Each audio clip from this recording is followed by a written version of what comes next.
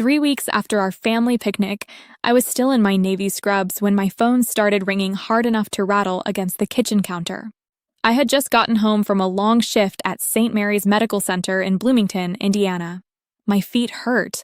The air conditioner was humming. There was a grocery bag on the floor by the door because I had not even unpacked it yet. I looked at the screen and saw my father's name. The second I answered, he said, "What did you do?" I stood there with one hand still on a carton of eggs and said, "I didn't do anything, Dad." Then I looked back at the DNA app open on my phone and added, "But it looks like somebody at that picnic isn't who they said they were." He went silent. Not confused. Not shocked.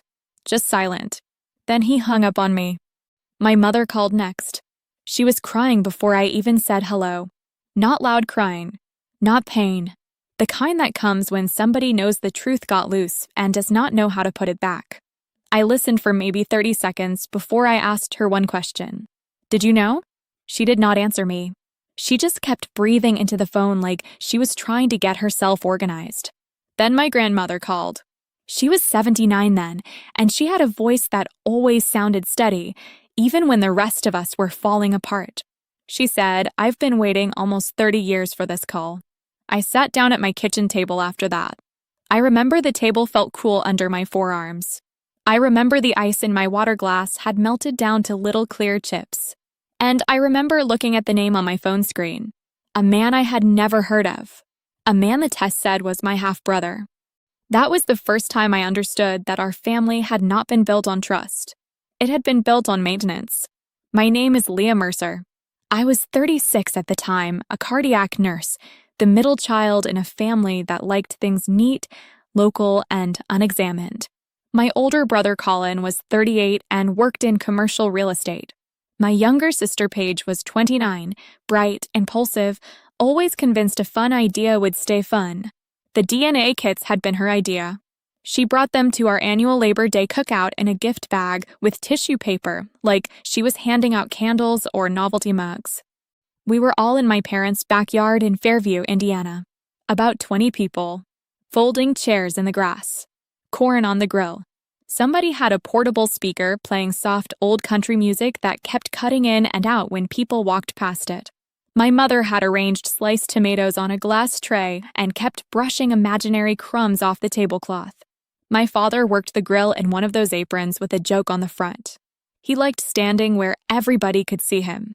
Paige came in through the side gate smiling and said, "I got everybody something." She set the kits down right next to the deviled eggs. Most people laughed. My aunt said she already knew she was mostly Irish. My cousin tore one open right away. It felt harmless. That was the word people kept using. Harmless. I remember looking over at my father because he had gone still in a way that did not match the moment.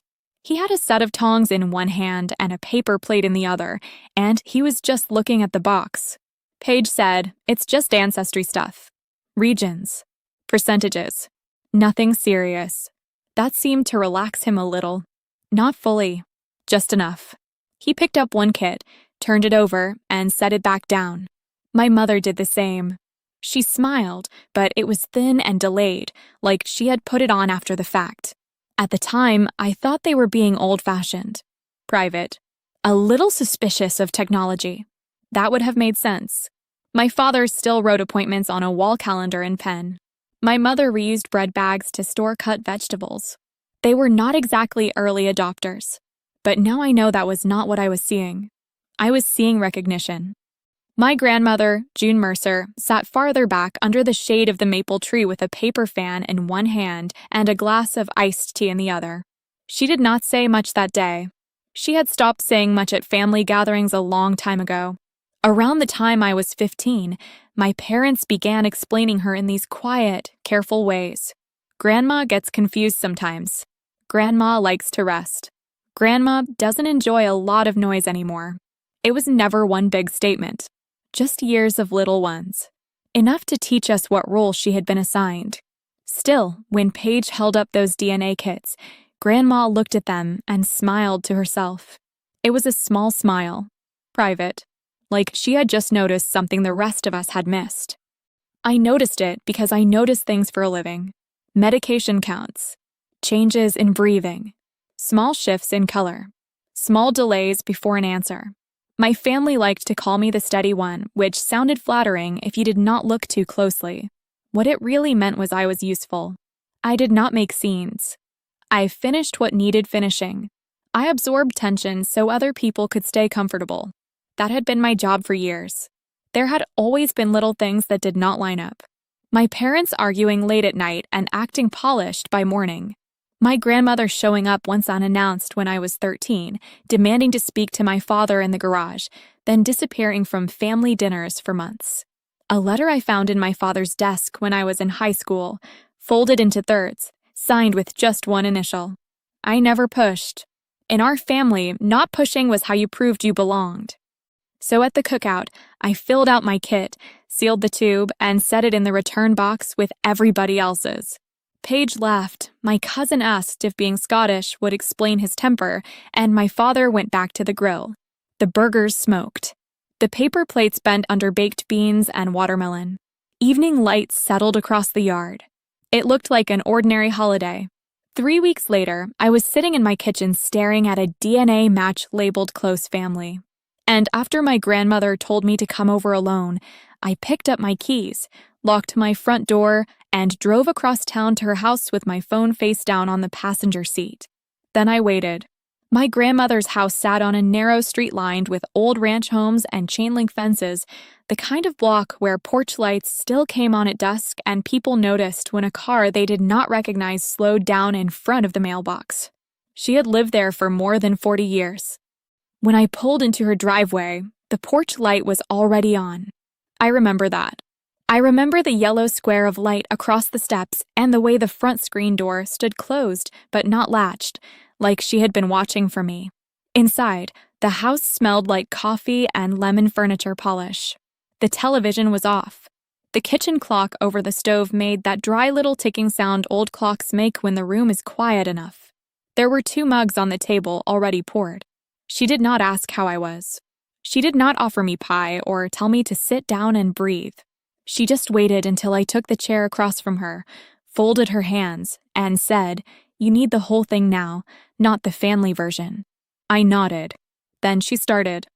She told me my father had been a branch supervisor at a regional bank outside Martinsville when he was in his early 30s. He was married already.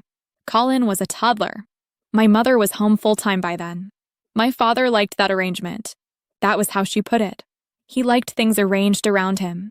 A young teller started there. Her name was Elaine Porter. She was 24, living alone, trying to keep up with rent and a car payment. My father had an affair with her for several months, maybe longer. Grandma said she never got a clean timeline because people who lie for that long do not suddenly become precise. Then Elaine got pregnant. I kept both hands around my coffee mug, but I was not drinking it. I was just holding on to something warm while I listened. Grandma said Elaine told my father first. She thought he would help. She thought he would at least tell the truth. Instead, he told her to keep quiet and handle it. When she would not, he reminded her that he was still her supervisor, that jobs were not easy to come by, and that small towns talk. My grandmother said that part slowly, not because she was trying to be dramatic, because she wanted me to hear exactly what kind of man my father had been when nobody was watching him. Elaine left that branch within the month, moved about 90 minutes away to a town near Columbus, had the baby there, a son, the name on my app, Ethan. I asked how she knew all of this if everyone else had acted like the match was impossible. She looked at me for a long moment, then reached over to the counter and picked up a manila folder with softened corners. Not thick, just worn. The kind of folder that has been opened many times and put back in the same place. She laid it on the table between us, but did not open it yet. Because his mother called me, she said. About a year after the baby was born, Elaine found my grandmother's number. She had no money saved. Childcare was expensive. She was working long shifts and falling behind anyway. She did not call to make a scene. She called because she thought maybe somebody in that family would help her keep a roof over her son's head. Grandma said she wanted to help. She planned to. Then my father found out she had spoken to Elaine. He came to this same kitchen, stood in nearly the same spot where I had left my purse 10 minutes earlier, and told her that if she involved herself again, she would not be seeing her grandchildren. Not regularly. Maybe not at all. He would make sure of it. I asked, and Mom knew. My grandmother looked down at the folder and nodded once. Not at first. A few years later, my mother found a phone number on an old bill, asked questions, traced it back, confronted him. He admitted enough to calm the immediate fire, and then did what men like him do when their comfort is threatened. He turned confession into negotiation. He promised it was over. He promised there would be no contact. He promised to protect the family. Grandma said my mother stayed because by then staying looked safer than leaving. 3 kids. No recent work history. No independent savings. A mortgage with both names on it, but not much real power behind hers. I understood that part immediately, and I told Grandma so. She nodded again and said, I understood it too, for a while. Then she opened the folder. Inside were copies. A few letters. 1 photograph. Notes in her handwriting. Dates. Short summaries. A phone number written on the back of an electric bill envelope. Nothing flashy. Just enough to prove that this was not confusion, not gossip, not some old woman's fading memory. Systems. Paper. Sequence. That was when the room changed for me. Until then, I had still been sitting inside emotion. Shock. Hurt. Anger trying to stay organized. But once that folder opened, it became something else. Something steadier. I started thinking the way I think at work when a patient crashes and panic does not help. First, establish what is true. Second, preserve what exists. Third, do not speak before you know where the pressure points are. I asked if my father had ever supported the child. Financially. Privately. In any form. No, she said. Not once. I asked if my mother had helped shut this down after she found out. My grandmother took a breath before answering.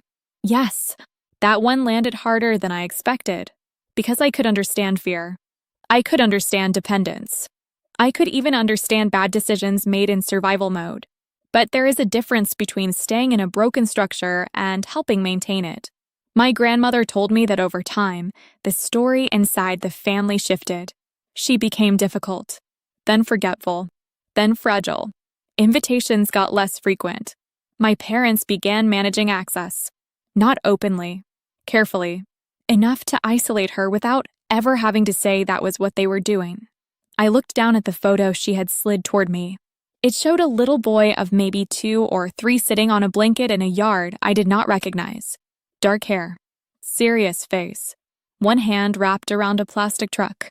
On the back, in neat blue ink, was written, Ethan, age 3. I stared at it for a long time. Then my phone lit up on the table. It was a message request from him, and I did not open it yet. I left that message unopened for almost an hour. My phone sat on my grandmother's table between the sugar bowl and the folder, screen dark again, while the kitchen clock kept ticking and the coffee in my mug went cold. I was not avoiding the truth at that point. The truth was already in the room. I was trying to decide how to enter it without making things worse for someone who had already spent his whole life paying for my father's choices. That matters to me. Working in a hospital teaches you there is a difference between urgency and haste. Urgency means you move. Haste means you move without structure. I had no interest in doing that. So I did what I always do when something large and emotional lands in front of me. I made it smaller, manageable, a sequence. Step 1, confirm what I knew. Step 2, preserve what my grandmother had. Step 3, answer the person who had been waiting the longest. I asked my grandmother if I could take pictures of everything in the folder. She said yes, so I laid each item out carefully on the table and photographed it one by one. The letters, the notes, the back of the photo, the page where she had written dates in order, starting with the year of the affair and ending with the week my sister handed out those DNA kits at the cookout. She had been preparing longer than any of us knew. Not dramatically, not with speeches, just quietly. Reading, saving, waiting. At one point, she got up and brought me an extension cord because my phone battery was dropping. That detail stayed with me. It was such a practical, Ordinary thing to do in the middle of a conversation that was rearranging my understanding of my whole family. I finally opened Ethan's message. It was short. He said he knew this was probably a shock. He said he had taken the test 2 years earlier hoping for some kind of match and had gotten nothing close until now. He said he was not trying to ruin anybody's life. He just wanted to know if the result was real. Then he wrote, "I'm sorry to ask this of a stranger, but I've been trying not to be one." I read that twice. Then I put the phone down and looked out the kitchen window. My grandmother's backyard was dark except for the motion light over the garage. Somewhere 2 houses over, a dog barked once and stopped. The whole block felt normal in the way life often does when something major is happening in just one room. I typed back carefully. I told him my name was Leah. I told him I had just learned about the match myself. I told him I believed the result was real. He answered almost immediately. We moved from messages to a call because typing had started to feel too small for what we were saying. I stepped onto my grandmother's back porch for privacy, though I do not know why. Privacy from who? The dark yard, the trees, the neighbors behind closed windows. When he answered, his voice was calmer than mine. That surprised me. He was 33, lived in a small town outside Columbus, and worked as a cabinet installer. He had a son who was 6. His mother was still alive. She had never given him my father's name, but she had kept one photograph. He offered to send it, and a minute later it appeared on my screen. A younger version of my father in a white shirt and tie, standing outside a bank branch I did not recognize. I sat down hard on the porch step when I saw it. The same jaw, same mouth, same way of holding his shoulders like the world was supposed to make room for him.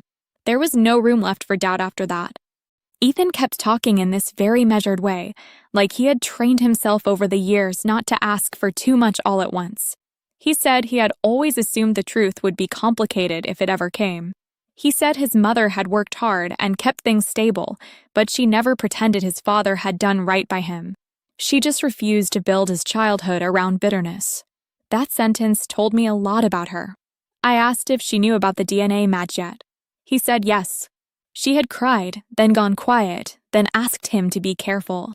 That sounded reasonable to me. Inside the house, my phone buzzed with another incoming call. My father. I let it ring out. Then my mother. I let that ring out too.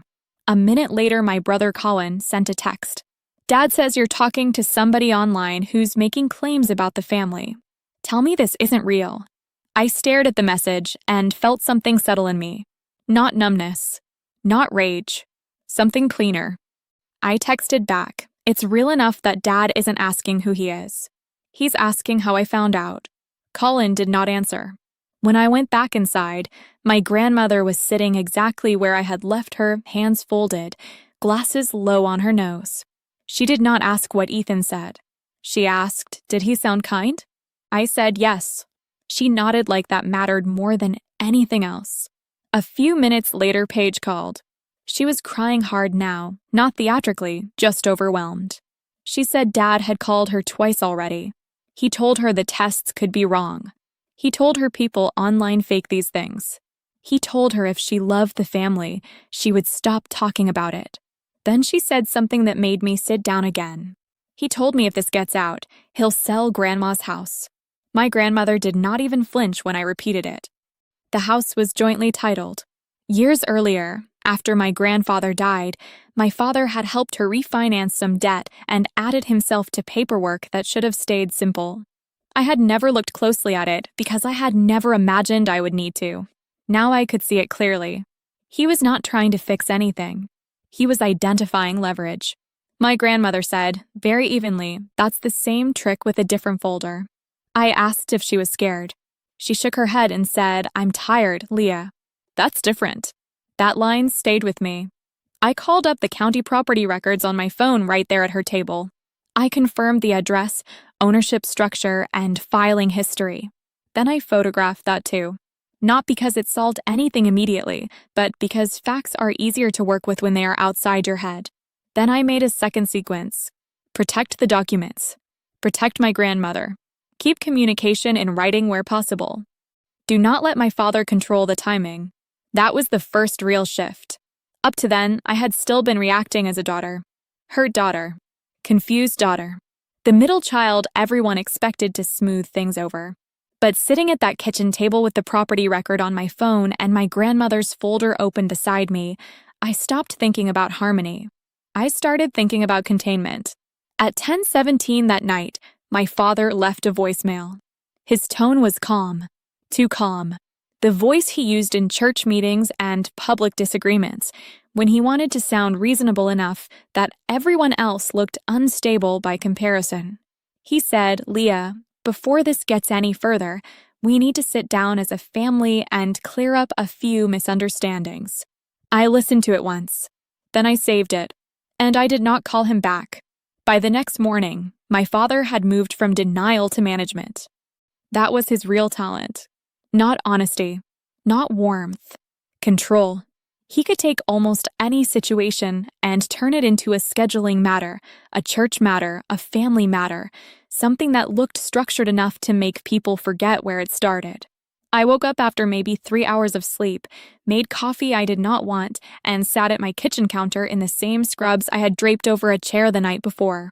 The morning light was pale and flat. The refrigerator hummed. My phone was face down, but I could still feel it there, like a second pulse. When I turned it over, there were 9 missed calls and a string of texts. My mother, "Please call me before this gets worse." My father, "Dinner at our house Saturday." Immediate family. "We will resolve this privately." Then a longer one from him. "You're acting on incomplete information and hurting people who have loved you your entire life. I expect you to behave with maturity." That one almost made me laugh. Not because it was funny, because it was so familiar. Anytime he was losing control of a conversation, he tried to redefine the problem as my tone, my timing, my judgment. Never the underlying facts. Never the original harm. I did not answer right away.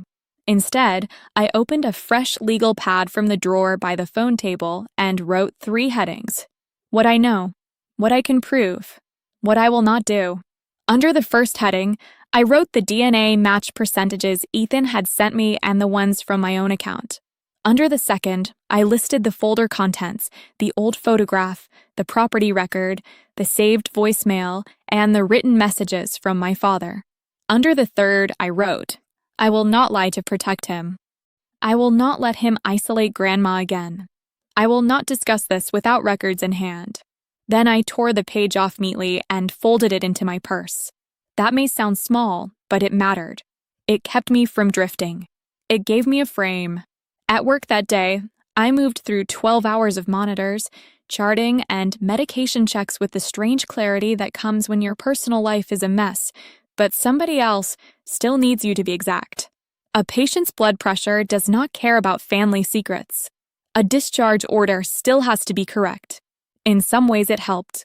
The hospital gave me rules, and rules are a comfort when people are not.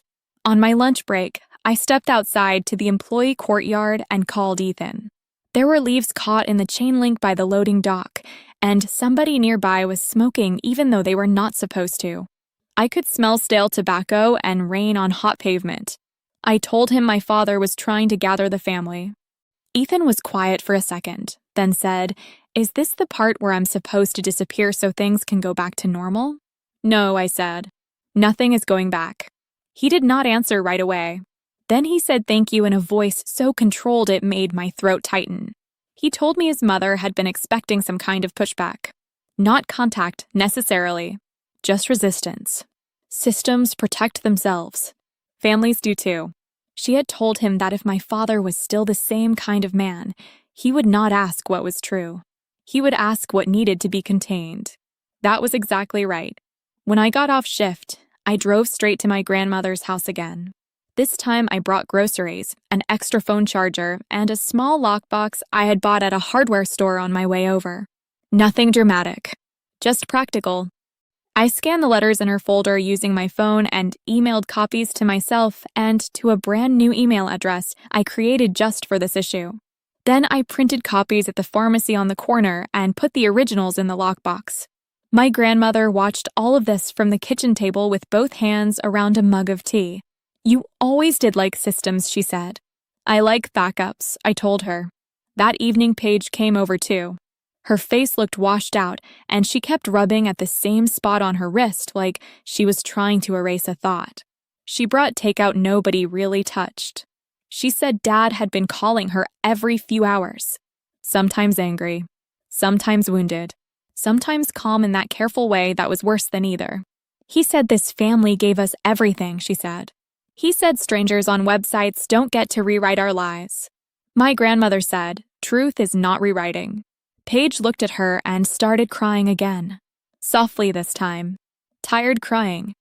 I put a napkin near her hand and waited. Then she asked the question I had been expecting. What are we supposed to do Saturday? I answered before my grandmother could. We go prepared. That was the first time I said it out loud.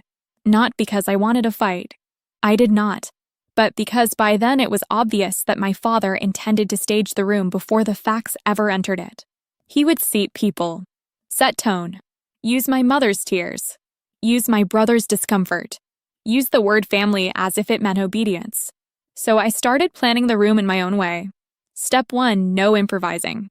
Step 2, documents first.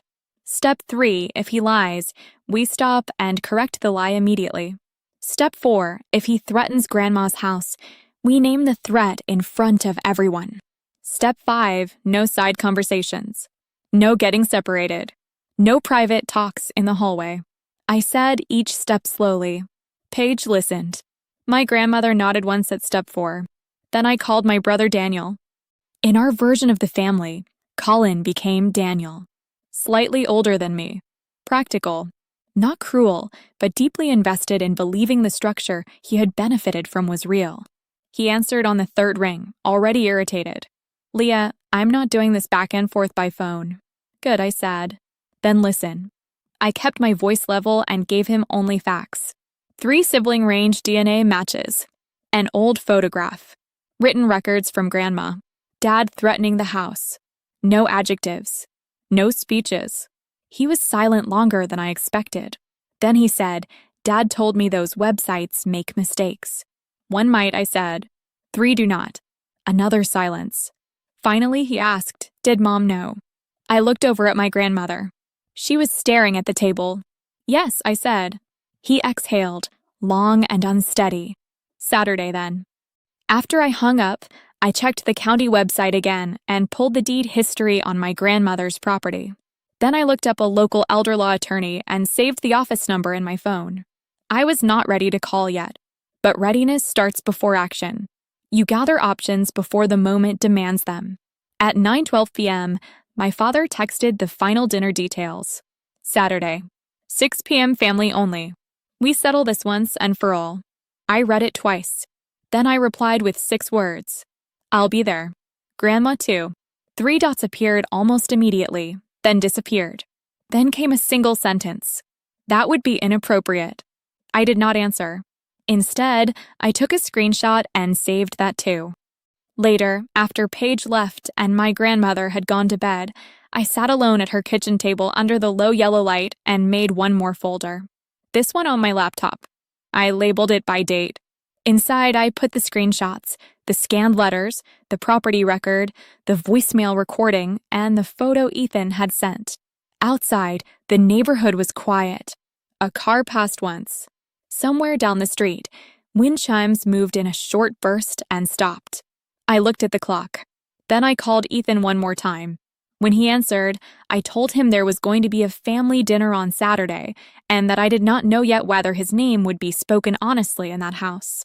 He said, very calmly, then say it for me. I told him I would. And after I hung up, I closed the laptop, turned off the kitchen light, and waited for Saturday. Saturday evening was cool enough for a light jacket. I parked on the street instead of in my parents' driveway and sat for a moment with both hands resting on the steering wheel. Their porch light was on. Through the front window, I could see movement in the dining room, figures passing back and forth, plates being set down, someone adjusting a chair. It looked like every other family dinner I had attended in that house. That was the point. My father believed presentation could still do part of the work for him. I checked my purse one more time before getting out. Folder, phone charger, printed copies, legal pad, The original letters stayed locked at my grandmother's house. Only copies came with me. I had decided that before I even left her driveway. He had spent too many years using access as leverage. I was not handing him anything he could take off a table and hide. My grandmother rode with Paige. When their car pulled up behind mine, I got out and walked back to meet them at the curb. Grandma took her time climbing out. Navy coat buttoned neatly. Small leather handbag over one arm. Cane in her right hand. Calm face. She looked like someone going to a routine appointment. That steadiness mattered more than anything I could have said. Inside, the house smelled like roast chicken, warm bread, and the lemon cleaner my mother used on the dining table. The overhead lights were brighter than usual. Not cozy. Clear. My father liked a room he could survey. It was not just immediate family. My Aunt Carol was there. My Uncle Pete. My brother Daniel and his wife. Paige. 2 cousins who lived nearby and had clearly been invited last minute. My mother moved from kitchen to dining room carrying a serving bowl she did not need to carry herself, cheeks already pink, eyes wet in a way that suggested preparation. I noticed all of it. Who had been called in? Where people were seated? Which chairs were left open? Which version of events the room had already been softened for before I arrived? My father stood at the head of the table with one hand resting on the back of his chair. He was wearing a pressed button-down and the expression he used at church committee meetings when he planned to sound wounded and reasonable at the same time. He looked at my grandmother and said, "Mom, you didn't need to come." She said, "That is not your decision." Nobody spoke after that. You could hear silverware touch china in the kitchen and then stop. We sat. I took the chair halfway down the table on the left side, where I could see everyone without turning. Grandma sat beside me, Paige on my other side, Daniel across from me. My mother lowered herself into her chair with a paper napkin already in hand. Dinner was served, but almost nobody ate. My father let the room settle for less than a minute before he began. He said the family had been dealing with a painful misunderstanding. He said modern consumer DNA services were known to create confusion. He said irresponsible assumptions had already caused unnecessary stress. Then he looked directly at me and added, "And I'm hoping tonight we can correct that before more damage is done." I did not answer immediately. That bothered him. I could see it. He was used to defining the first frame, used to everyone else responding inside it. My mother stepped in next, voice soft and shaky. She talked about how families are imperfect, how private matters can be misread, how love means giving one another grace. It was carefully built language, broad enough to sound wise, big enough to avoid the truth entirely. I let her finish. Then I put my napkin beside my plate, reached into my purse, and took out the folder. No speech, no build-up, just paper. I said, before anyone asks me for grace, we should all agree on the facts. You could feel the room change. My father's jaw tightened. My mother looked down. My Aunt Carol blinked twice like she had just realized this was not going to stay abstract. I opened the folder and laid out the printed pages one by one. First, the DNA summary page showing my match. Then Paige's screenshot. Then Daniel's. 3 separate results. 3 separate accounts. All in half-sibling range. I slid them to the middle of the table.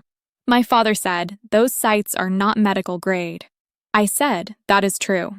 But they are consistent enough to identify close biological relationships, and these 3 results are aligned." I kept my voice level. Hospital voice. Charting voice. The voice I use when people are emotional and the numbers still have to be read correctly. Then I took out the photograph Ethan had sent me. My father at 20-something in front of a bank branch, tie slightly loose, smile open in a way I had never seen in adulthood. I placed it next to the recent photo of Ethan that he had agreed I could print for the family if needed. Not identical. Not cartoonishly so. Just enough. The jaw. The mouth. The set of the eyes.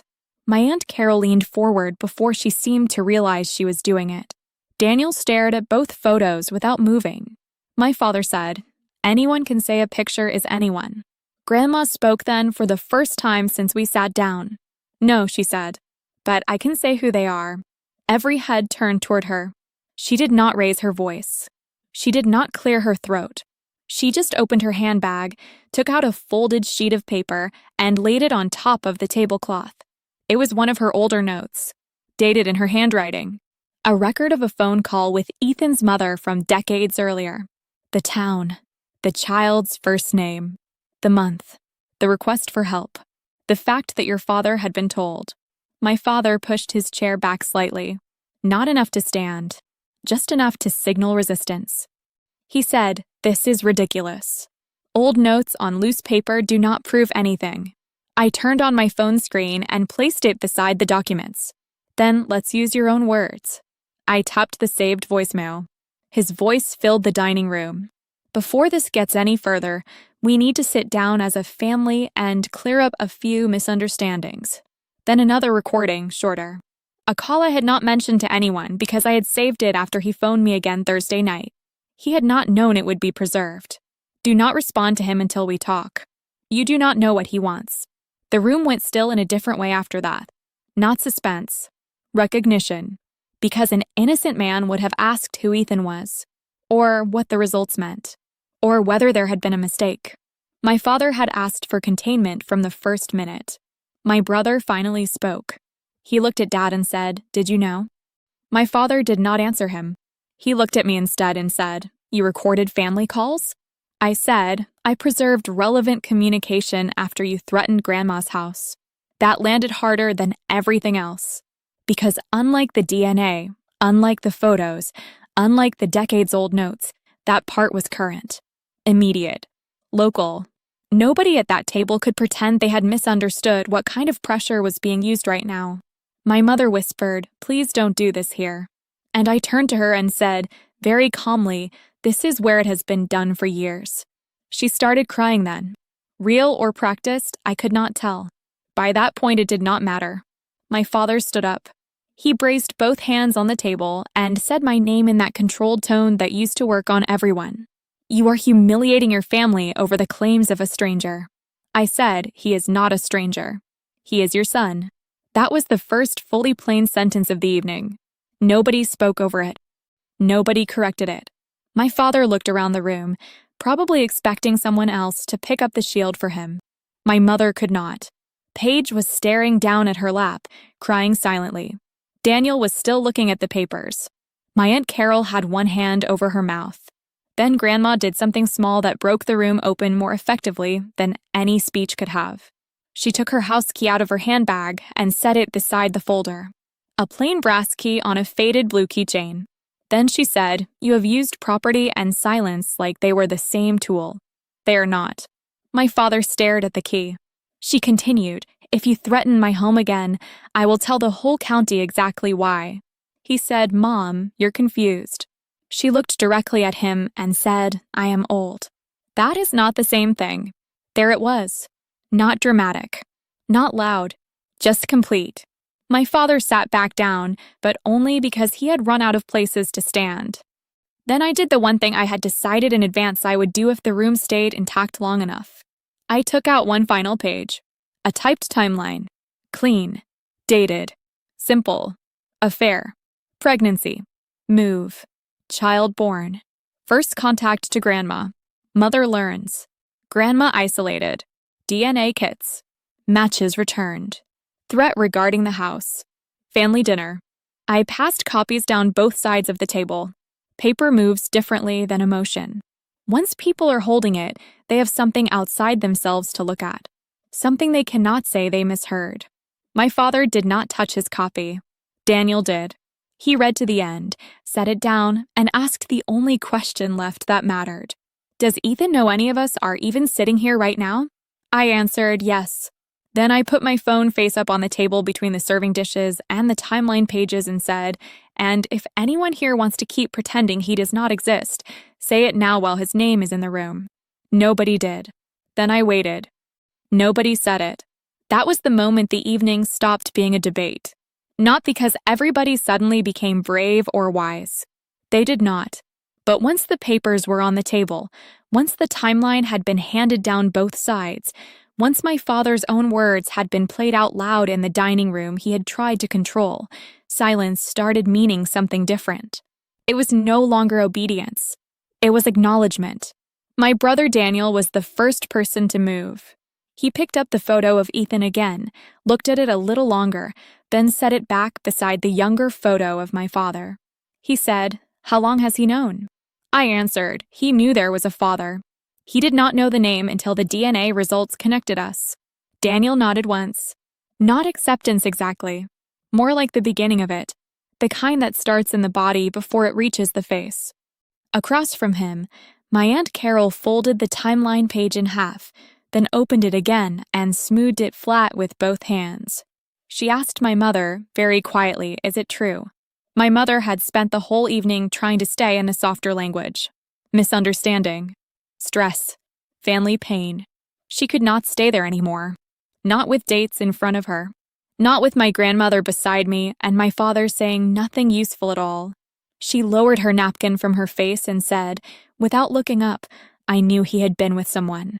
I knew there was a child. The room got very still again. You could hear the vent come on over the hallway and the little clink of ice shifting in somebody's water glass. Aunt Carol did not ask another question after that. She did not need to. My father tried once more to pull the room back toward him. He straightened in his chair and said, people make mistakes.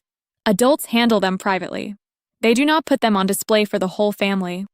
I said, adults also do not threaten their mother's house to stop the truth from being spoken. He looked at me sharply, but he did not deny it. That mattered more than a denial would have, because by then the consequences had already started. Not legal consequences, not dramatic ones, the more ordinary kind, the kind that begin when other people stop helping you carry your version of reality. Daniel stood up and walked into the kitchen. For a second I thought he might be leaving. Instead, he came back with a pen and wrote something in the margin of his copy of the timeline. Then he slid it toward me. It was one sentence. Get Grandma's deed reviewed Monday. I looked up at him.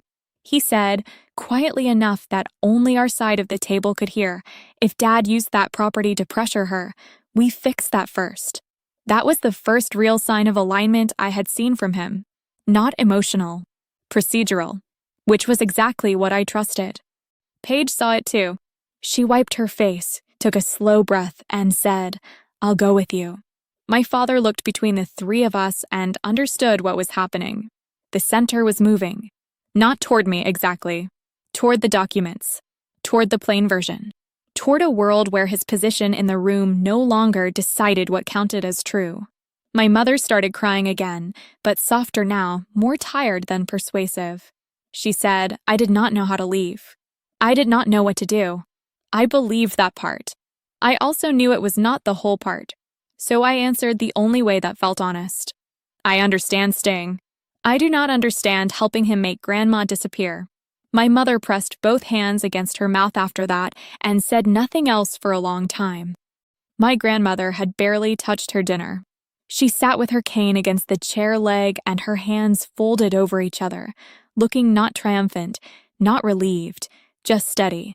She had been carrying that steadiness for years without anybody rewarding her for it.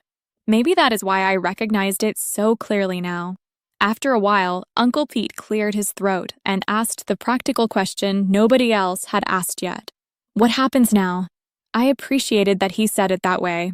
Not who is to blame. Not how could this happen. Just what happens now. So I answered in steps. First, Grandma's property records get reviewed.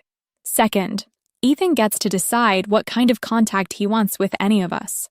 Third, nobody speaks for him and nobody contacts him to pressure or discredit him. Fourth, if Dad wants any relationship with me after this, he acknowledges Ethan directly and without conditions. I said it calmly. No extra emphasis. Just terms. My father gave a short, hard laugh through his nose, the kind he used when he wanted to make boundaries sound theatrical. He said, You are laying down terms now? Yes, I said. That was all. He looked around the table again, maybe still expecting one last rescue. My mother did not provide it. Daniel did not. Paige did not. Even Aunt Carol had gone still in that way people do when they realize intervention on behalf of the wrong person will stain them too. My father pushed his chair back and stood. This time he did leave. No speech. No apology. No slammed door. He walked to the foyer, got his keys from the entry table, and went out through the front door into the dark. The latch clicked behind him. My mother did not follow. That surprised me more than anything else that night. She sat where she was, shoulders rounded, staring at the half-full water glass in front of her like she had never seen it before. I remember thinking that she looked smaller without him in the room, but also more visible, as if his exit had removed the structure she usually hid inside. Nobody rushed to fill the silence. Then Grandma said, "Leah, call him." She meant Ethan. So I did. Not on speaker right away. First, I stepped into the den off the hallway and told him, simply, they know. It was said out loud. Nobody denied who you are. He breathed out slowly. I could hear traffic faintly on his end and a child talking in the background. Probably his son. Probably some ordinary Saturday night sound in a house that had no idea it had just been brought into ours. He asked, did he admit it? Not in words, I said. But he did not deny it when it counted. Ethan was quiet for a moment, then asked, "Is your grandmother there?" I looked toward the dining room. She was still sitting at the table, one hand over the timeline pages, waiting. "Yes," I said. I carried the phone back in and handed it to her. She held it with both hands, close to her ear, and said, "Hello, Ethan. This is June." Nobody else at the table moved. I could not hear what he said back, only the low sound of his voice, but I watched my grandmother's face change as she listened. The muscles around her mouth softened first. Then her eyes closed for a second, just a second.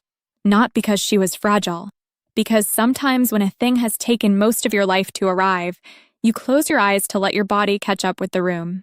She said, "You were never the problem." Then later, "No, honey. You do not owe anyone here caution just because they are late. And finally, you can come when you are ready." When she handed the phone back to me, her hands were shaking a little. Not from age, from release. The dinner ended without ceremony after that. Plates still half full, rolls untouched in the basket, glasses sweating circles onto the tablecloth. Aunt Carol hugged my grandmother before she left. Uncle Pete picked up his copy of the timeline and folded it into his coat pocket. Daniel took the extra document set I had brought and said he would call a property attorney first thing Monday morning. Paige helped my mother carry dishes to the sink, though I noticed she did not stay behind after. She was done serving as padding between truths. Before I left, my mother stopped me near the front hall. The light over the stairs was dimmer than the dining room light, and for the first time all evening we were standing without an audience. She looked older there. Not suddenly. Just honestly. She said, "I do not know how to fix this." I said, "You start by not pretending it is broken," because I spoke. She nodded once. Tears again, but quiet ones this time. No performance left in them. Then I took my purse, collected the remaining papers, and walked out to the street with my grandmother beside me. The air had turned cooler. Somebody nearby was burning leaves or maybe damp wood. The smoke sat low in the neighborhood, faint and clean. Behind us, the house glowed warm through the front windows, but it no longer looked solid to me. Just lit. On Monday morning, Daniel and I met with an elder law attorney in town. By Wednesday, we had confirmation that my father's name on the property had limits he had counted on nobody questioning. By Friday, paperwork was underway to protect my grandmother's occupancy and restrict any unilateral action. It was not dramatic. No courtroom. No television version of justice. Just signatures, filings, recorded language, and a man discovering that paperwork cuts both ways. At the same time, the family version of events started moving outward in quiet circles. Not gossip, exactly. Correction. My aunt called my mother. Then my cousin called Paige. Then someone from church called Daniel, asking if our father was all right because he had stepped back from a committee meeting he never missed. Nobody said scandal. Nobody had to. In a town that size, absence does its own speaking. Ethan did not come right away. That was his choice, and I respected it. For 2 weeks, we kept things simple. Short calls.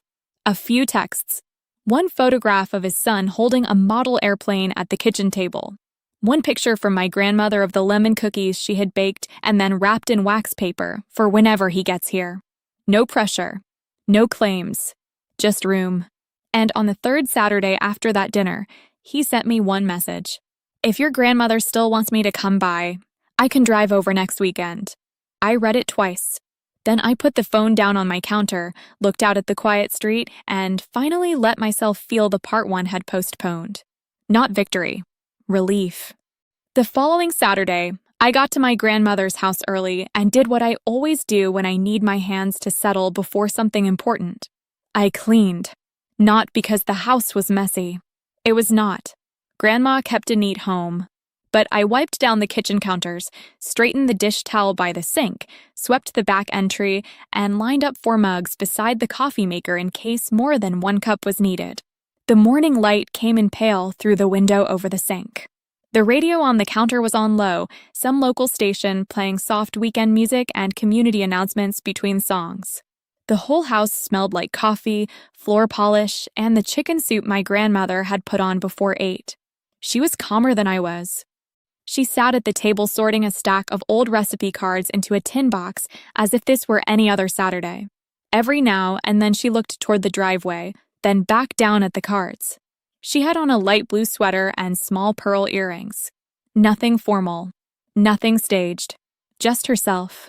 At a little after 11, Paige arrived with a bakery box and a carton of apple cider.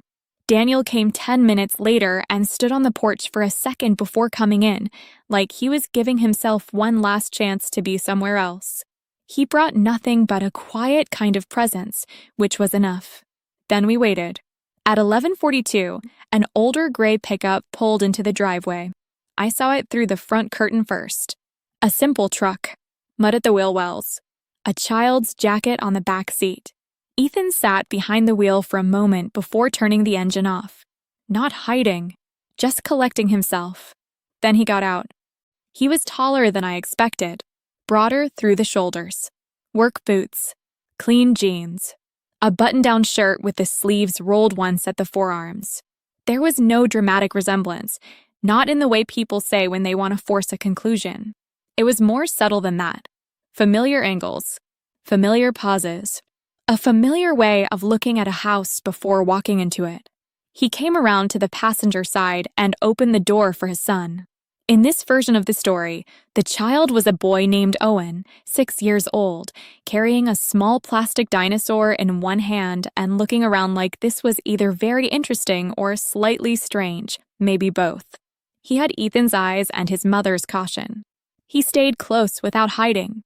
I opened the front door before they had fully reached the porch. Nobody gave a speech. Nobody announced anything. I said, "Hi, Ethan." He said, "Hi, Leah."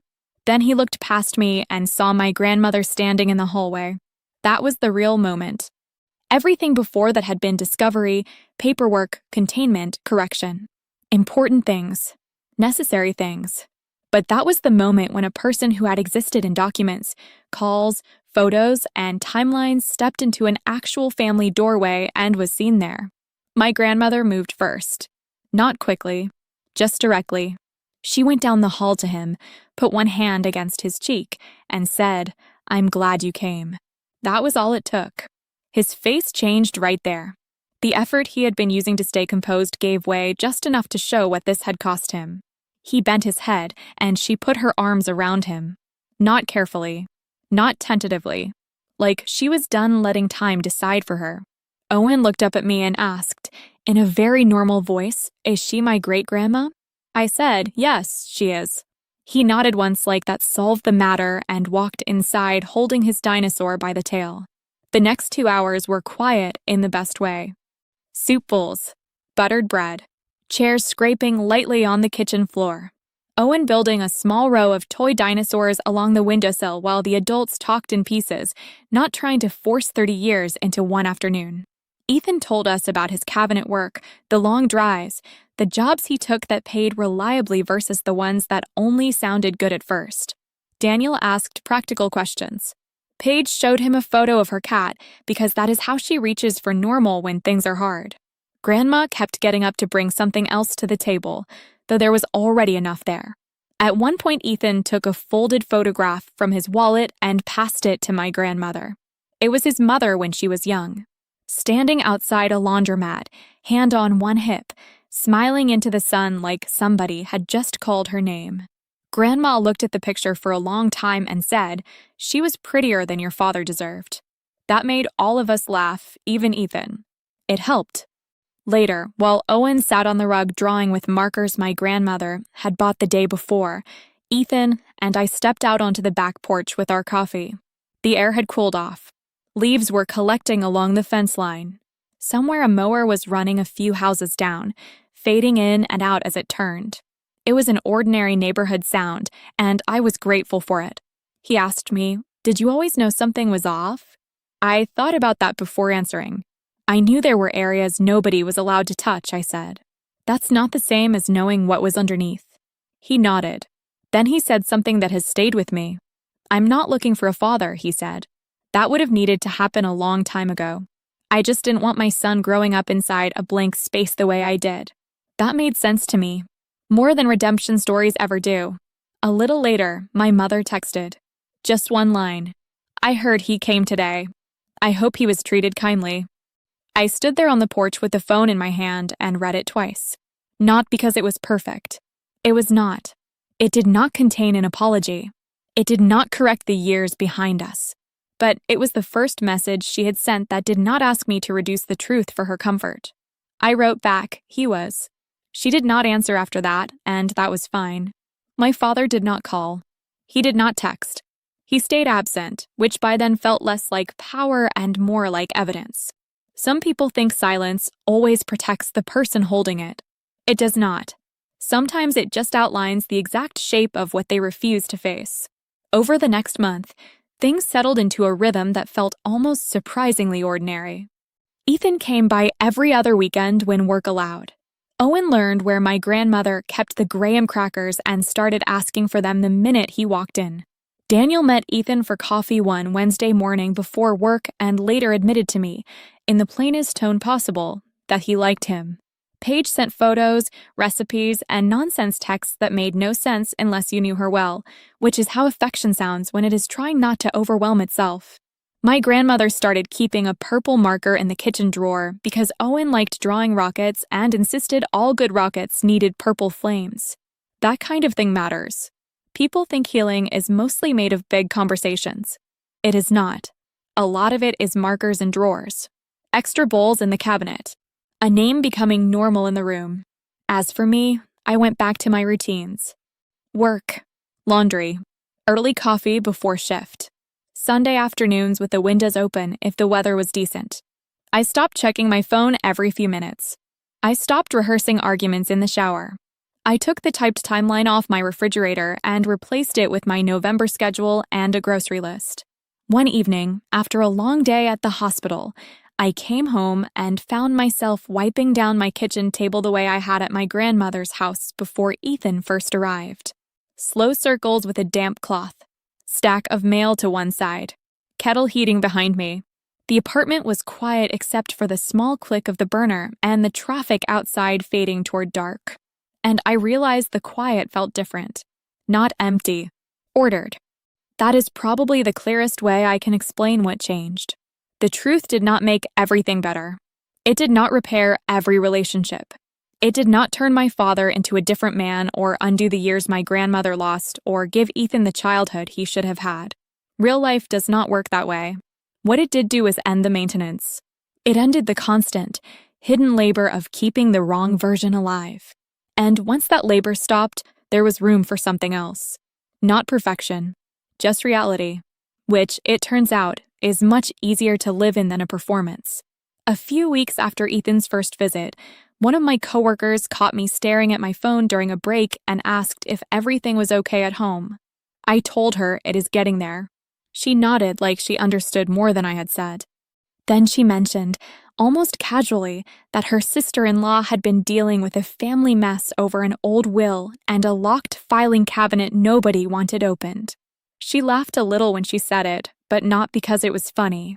Because sometimes that is how people stand near their own pain until they are ready to name it.